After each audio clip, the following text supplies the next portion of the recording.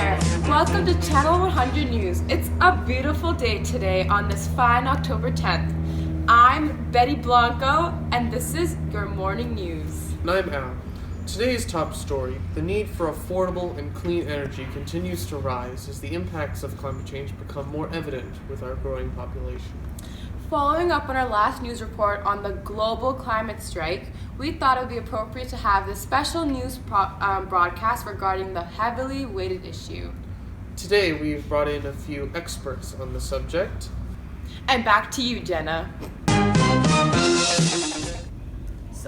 Thanks, Betty and Al. Today I have a special guest. Katy here gives us more insight on this topic as a professional. She is a professor at Douglas College. Hello, glad to have you. Hello, Jeena. Happy to be here. Can you tell us about affordable and clean energy? Sure. A lot of countries are making their best efforts towards this more affordable and clean energy. For example, we have Kenya, who not only has the largest wind farm in Africa, but also gets almost half of their energy from geothermal sources. Places like China, most of us think of them as the biggest reason for our current crisis, but they're actually making some efforts to fix this. Having the largest solar and wind plants in any country and planning to have at least 35% of their energy renewable by 2030.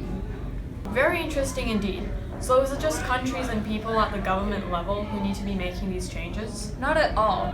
This is the sort of thing that we need to work towards, but all in all, it is the government that holds the most power. Turning off the lights when you leave the room is going to help, but it's not going to provide sustainable and affordable energy for everyone else. It's very interesting indeed. We also have another guest here to talk about how these processes have changed over time. And now we're back to the show.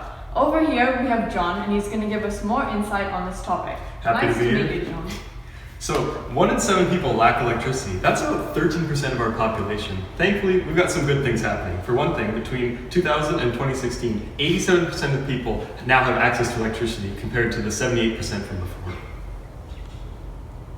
Why is this goal so hard to meet? It shouldn't be that difficult to just give countries lots of coal and oil, is it? See, it's not just about that, it's about sustainability.